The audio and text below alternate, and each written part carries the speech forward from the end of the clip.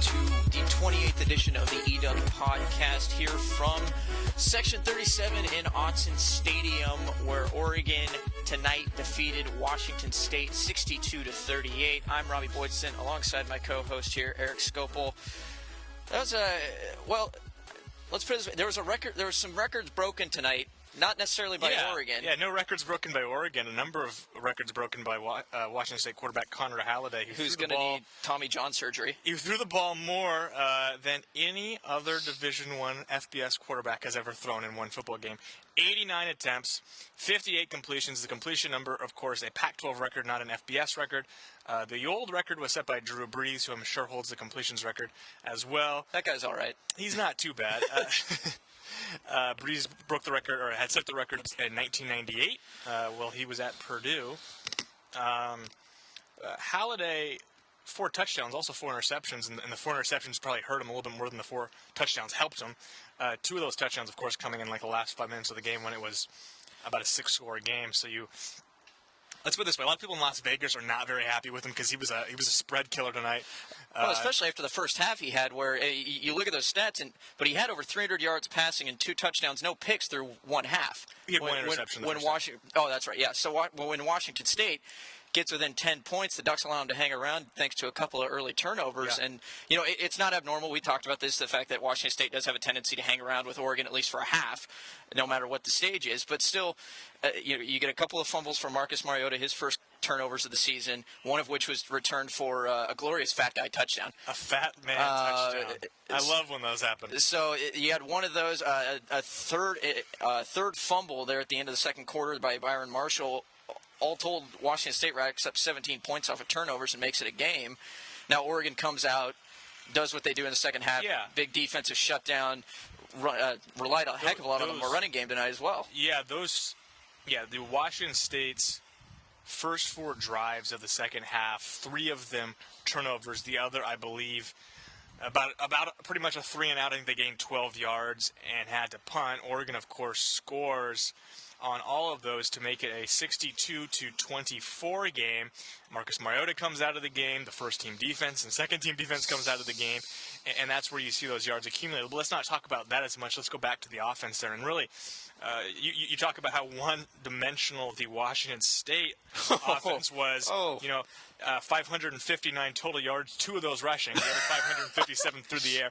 Oregon was the exact opposite: 336 yards passing, 383 rushing, and of course, it was about even until Marcus left the game there with about 9 minutes to go in the fourth quarter. Great balance from the Oregon offense, especially on the running game, where again they were without DeAnthony Thomas, but Byron Marshall and Thomas Tyner stepped up in big ways.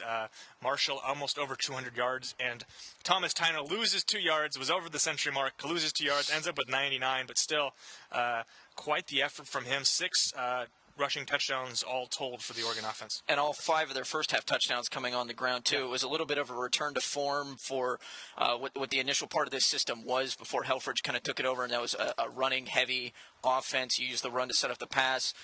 This year it's been reversed, and with DeAnthony out, you're getting to see more and more of Byron Marshall. He had a big game last week, and he's doing what he did last year, where he kind of just steadily progressed over the season.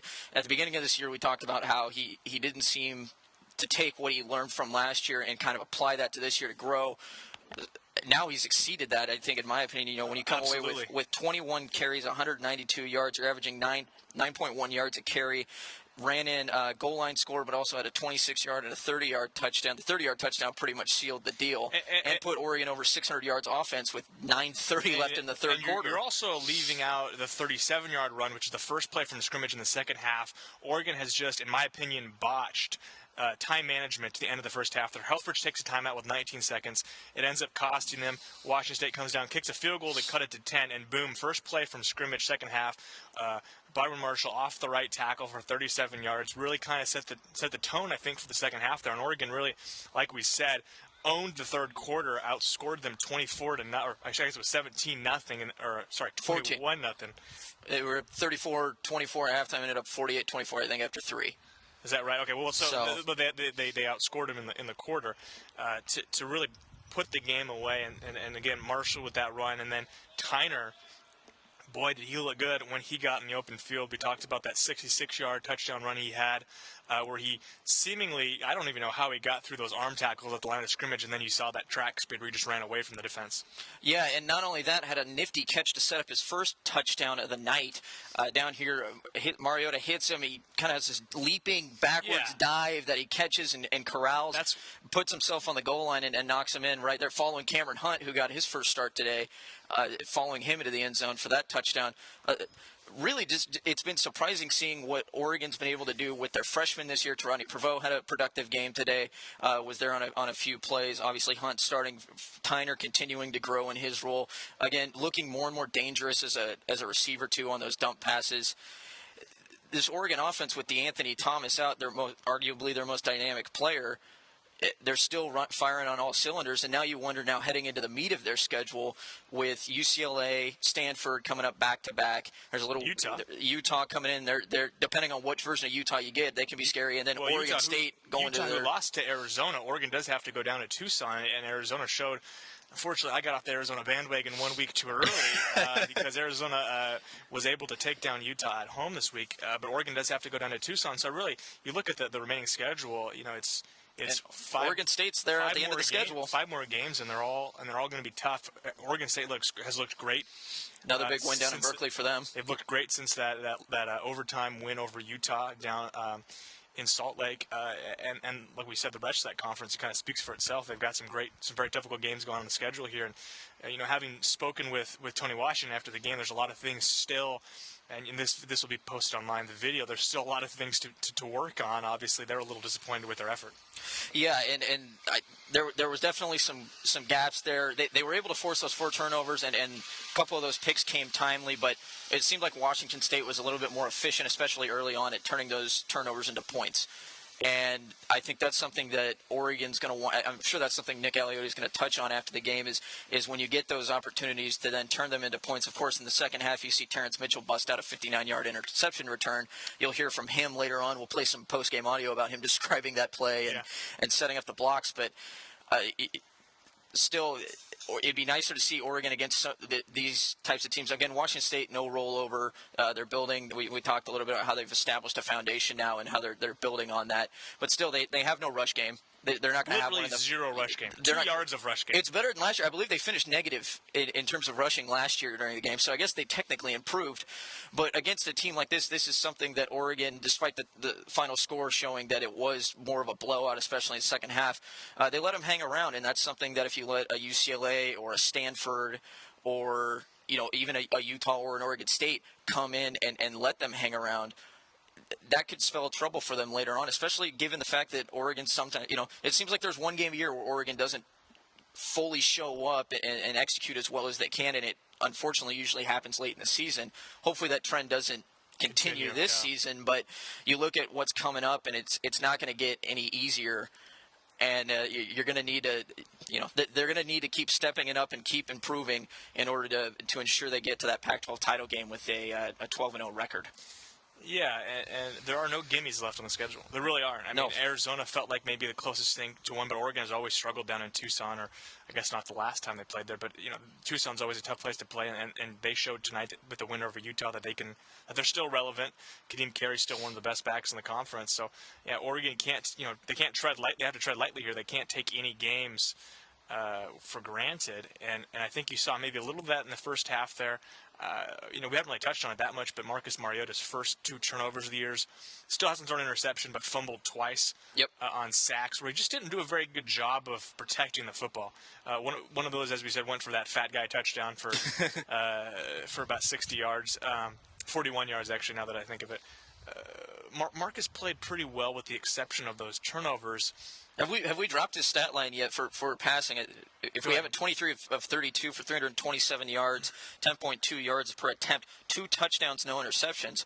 Not a shabby stat line whatsoever through the air. No. Pretty great. It's funny that it's almost sort of tarnished, though, just because of the fumbles, because the expectation now is that he's Marcus Heisman. He's going to go out there and put up incredible yards and not make any mistakes. Well, he made mistakes tonight. And maybe that's a good thing, to make those mistakes against Washington State and then have ball control and protecting the football maybe more of a focal point.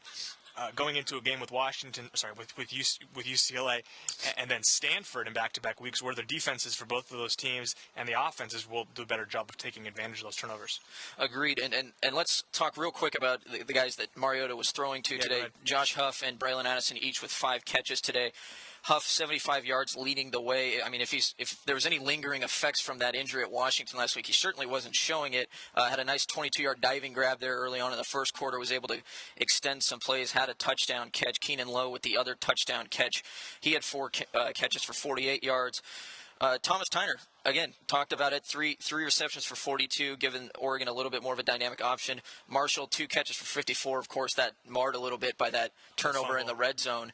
But again, and then you see a couple good plays from Johnny Munt, another freshman stepping up. I asked Scott Frost after the game about having this kind of depth, especially from the young people and the running backs coming in. What's that like, especially going into the meat of the schedule? And you'll hear his answer later on, but he talked about it, that it builds confidence going later into the year here. And I got to agree with him from the standpoint that when you do get DeAnthony Thomas back, a guy who makes an impact on both the receiving game and the running game, this offense can get even scarier, especially given the development of those younger guys over the last few weeks and how they've been able to pick up the slack after Colt Lyerla leaves and DeAnthony goes down, and they've been able to just kind of, next man up, what Oregon usually does. We'll talk about DeAnthony for a second here. I'm very curious to see now, and we'll get that answer probably on Monday, or at least a feel for where he's at. He looked pretty good. You were closer to the field. He looked pretty good pregame, running around. Of course, was standing on the sideline without a helmet for almost the entire game. He looked like he might be ready to go soon. Oregon might need him against UCLA more than they've needed in the last 2 weeks, but is that what you kind of saw on the sideline, having watched him? It looked like he was cutting pretty well on that ankle. Yeah, he seemed like he was in pretty good shape. I think this was more of a reason of they didn't need him today and heading into the meteor schedule. Again, something we talked about last week, and something I wouldn't have been shocked if Josh Huff wouldn't have played, just from the standpoint that, you want these healthy bodies going in later in the year. Not to mention that, on a couple of those plays you see DeAnthony in pads, just not out there, but jumping up and down on the sidelines, getting the guys pumped up, being, a team player and trying to lead from the sidelines. I think he would have been ready to go tonight. Again, you made a good point on the last podcast there on Wednesday that it's probably more of a mental thing now than anything. It's not so much a physical thing. So as long as he's mentally ready to go by UCLA, that gives the Ducks, again, another dynamic weapon that they can use going forward, something that will aid them. They'll get the nice part of being able to have another home game before getting a week off and then preparing for Stanford. But they're definitely going to need that kind of dynamic play going forward. Sorry to interrupt you a little bit there, Robbie, but I just saw on Twitter here now from Ryan Thorburn of the Register Guard, Nick Aliotti, quote, "That's total bullshit that Leach threw the ball at the end of the game like that. I think that's low class." Now, that doesn't surprise me coming from Aliotti. A fiery coach. A fiery guy in his own right. I'm sure, Leach is similar. But your thoughts on that, because it was an interesting instance here where Oregon was up a ton of points. Oregon's got their scout team guys out there. Washington State leaves their starting quarterback, starting wide receiver, starting offensive line. They've got, for the most part, their starters out there, and they throw the ball all the way down the field on the Oregon scout team defense to really make the game look a little bit closer. I really don't have a problem with it, given the fact that Oregon just had control of the game, and quite frankly, unless Aliotti just really needed to get home for some reason, he was just upset he had to stay a little later tonight. Quite honestly, that's a time for a team like Washington State to kind of, I guess, not make it look as bad, but, probably get some work in, build up a few of those players. Yeah, it doesn't look good that it went against the scout team, but again, Oregon's up, 4 scores at that point. It really shouldn't have mattered. I really think that's a little bit of an overreaction, quite frankly, and to make a big deal out of it would be silly. I don't know what you think about it, but that just seems a little silly to me that he would get that fired up over that. I think there's merit to it to a certain extent, but I agree. And his response typically it would be, well, if they're going to throw the ball like that, we got to go and stop it. Yeah. And the scout team defense didn't do a very good job of doing that. Obviously, giving up those 2 touchdowns there. Don't you want them to get those kind of reps if you're a defensive coordinator? Sure, you probably do. From an Oregon's perspective, you're probably, Oregon fan perspective, you're probably aware of the fact that, hey, most of the voters for the polls went to sleep 3 hours ago, and we'll just wake up and see the final score and see it's 62-38 and say, but what happened to that Oregon defense in the second half there? They gave up 38 points. Florida State's coming off of an absolute massacre over Clemson, which will probably garner them a little bit of attention in the polls. Probably. And if you're Oregon, you probably, and obviously I don't think this is what Aliotti's thinking, but as an Oregon fan, I can see how you would be frustrated with the way that represents that defense, that, hey, they gave up 38 points to Washington State, who's likely to finish near the bottom of the conference, albeit a good offensive team if you just go by the numbers. But they'll be battling Cal for that bottom spot in the division. I mean, they have the tiebreaker, I guess. Got the tiebreaker. But I think there's merit to it, and for Oregon, and now it kind of comes down to reputation. I think, for me, obviously, I think Oregon will be in the national championship game. We're going way down the future here, but if they win out, they've kind of got control of their own destiny. But Florida State made a statement today, and I think Oregon fans are probably frustrated that Leach didn't sit in the ball, instead was going out there and throwing. And I just can't blame him for that, just because from a coach's perspective, you don't teach your guys to quit. No, exactly. You don't wave the white flag, and that's something that and not to knock Steve Sarkisian, but last week, even down 3 scores, you want to try and at least build a little momentum, or at least see if something fluky happens, and he kind of waved the right flag with about 7-8 minutes to go. I give Mike Leach a little bit of credit just for going down and doing it. Like you said, that you got to stop the ball. You want those reps. You're the guys that want to be out there facing the first string offense, and you get a chance now to go toe to toe with them. And quite frankly, they didn't pick it up, but that's good learning experience for them going forward. One thing I do want to touch on now, especially given that Clemson did their annual self-destruction now, BCS comes out tomorrow for the last time. The entire world gets to whine and moan about their team's position in the initial BCS standings. Depending on what you read or whatever rumors, there's a chance Oregon probably won't be sitting at number 2 tomorrow due to strength of schedule stuff, blah blah blah blah blah. But every year, as it usually does, things filter out at the end. Do you think people should get in an uproar heading into tomorrow if Oregon isn't sitting at number 2 and possibly a team like Florida State is? Well, what I always say with the BCS is that it's a computer formula. The computer aspect of it is our computer formula is to project who the best team is at the end of the season, and so you shouldn't care, honestly. I know there's to a certain extent you're worried about how this represents your team, but these formulas are put together to see who the best team is after a 13-week schedule, not who the best team is after a 7-week schedule. So these initial rankings, Oregon might not be on top there, but looking forward, and I would have to look at Florida State's schedule, I would think Oregon has a much more difficult road going forward, and those wins just accumulate, and the computers become more favorable as Oregon goes forward. In fact, Oregon, one thing, Washington State probably hurts Oregon's strength of schedule right now. I mean, I know they do.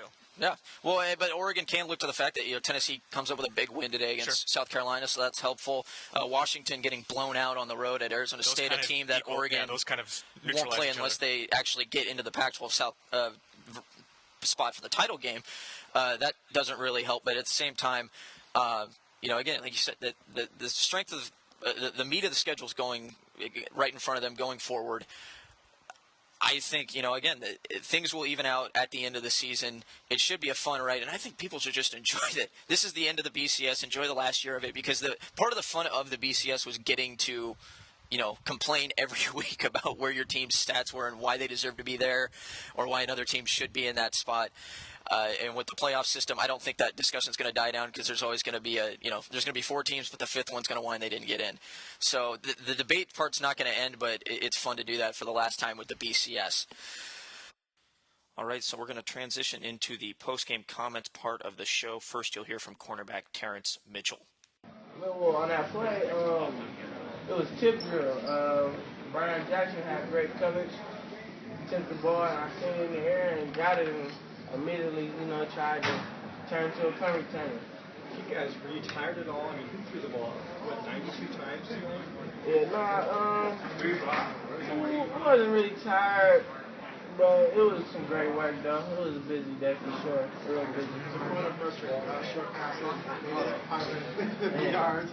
But nickel and diamond. They was nickel and diamond, but it was kind of frustrating with chasing little routes around. But at the end of the day, we're gonna learn from it and see what we gotta do to fix it. You say it was first touchdown since the spring game in 2010? Yeah, I think it was 2010. So you're getting in there.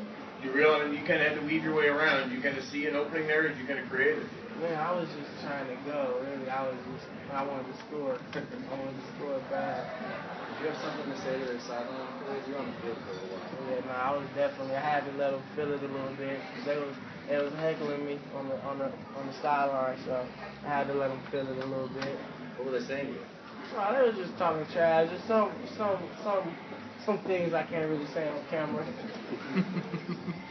That happens quite a bit, though. Yeah. I'm sure they do. They talk to you a lot. Yeah, you know, especially when you're over here real close to that team, they talking.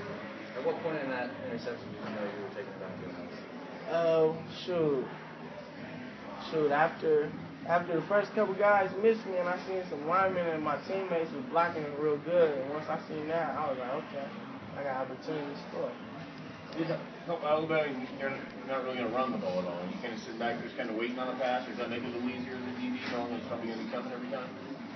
Yeah, kind of, sort of. You know, I was, especially against a passing team like that, you gotta kind of have a little, know the ball is coming, but at the same time, different kind of routes. You know, it was cool though. Is there much you guys could have done when the quarterback's playing well and were able to pick passes? Much you really do? I mean, there's some things we could do. Yeah, that, take away the middle, tackle them immediately when they catch it. Just slow them up a little bit, a little more pressure, all that. But that's just stuff that we're going to learn from.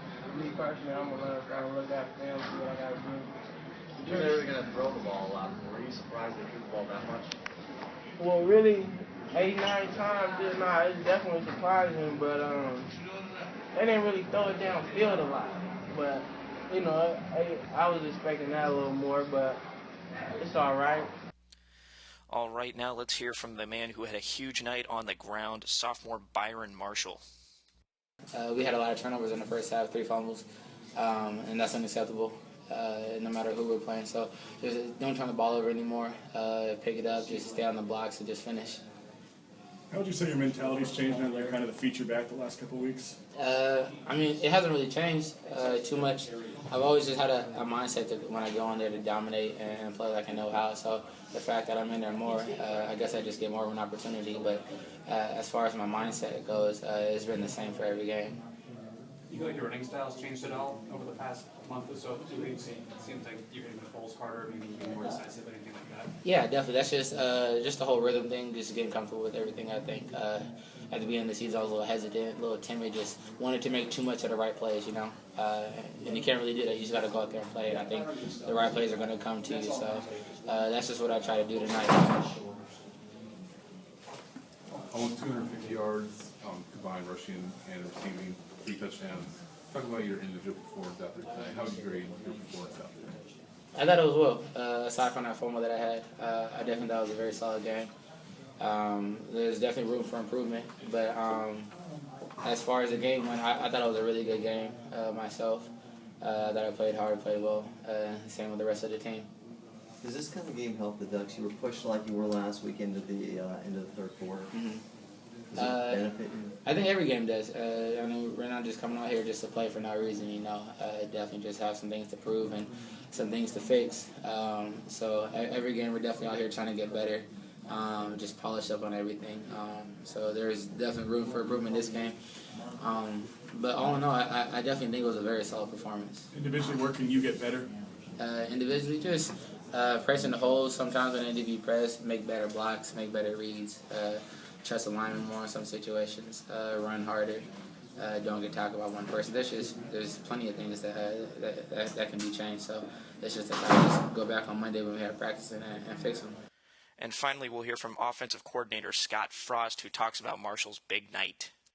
Byron said he felt that was one of his best performances of his career. Did you feel like he was running better than he's run ever before? I thought Byron had a great game, but I've been saying since fall camp that he had one of the best fall camps of anybody on our team. So we've been looking forward to seeing these things from him, and we feel great about our backfield. How much is it of Byron just getting the carries to get comfortable doing what he did, opposed to just maybe just having the opportunity? Well, you know, he's getting better and better, and you'd expect that from a sophomore. He did some good things last year. I think he showed flashes last year, and week in, week out, he's been getting better every time he gets a chance this year. So he's going to be a great player. You talked about depth earlier, just in terms of the running back, and eventually when Anthony returns, you'll have a trio of backs that seemingly have had a pretty good effect. What's that like with the depth, including having Marcus's arm back there as well? It just gives us more weapons. You know, we don't have to leave Anthony in the backfield. We'll be able to move him around and feel good about other running backs in the backfield too. So I think the more that these two young backs play, the more it frees us up to use Anthony in a lot of ways. Does it give you a little bit more confidence heading into the meat of the schedule? Yeah, absolutely. You know, we got 3 guys that we can count on at the running back position right now, and that's a luxury. Okay, so there was your bevy of interviews kind of getting you all wrapped up for the night, and that's exactly what we're going to do right now. Oh, I like that transition there. Nice. Yeah. Nicely done, Robbie. We're learning. Thank you. Yeah, every day we're getting better. So, in fact, and speaking of getting better, if you have any feedback on the podcast, positive, negative, try to make it constructive if you can. But please give us feedback. Remember to download this thing on iTunes. We're on iTunes now. Subscribe. You'll get it dumped right in there as soon as the thing gets posted on there. It doesn't actually take as long. We'll be posting the YouTube version of the show for a few more episodes, and then that will go away. So just an FYI for those of you that do listen on YouTube, please get with the iTunes, and we're still waiting word on a couple of different mediums that we can get that thing out there. And for the 28th edition of the eDuck podcast, 28th, we finally made 28, 4 touchdowns. 4 touchdowns worth of podcasts. Exactly. We will talk to you all next Wednesday for the big UCLA preview. That's right. And I'm Robbie Boydston. Scopel out.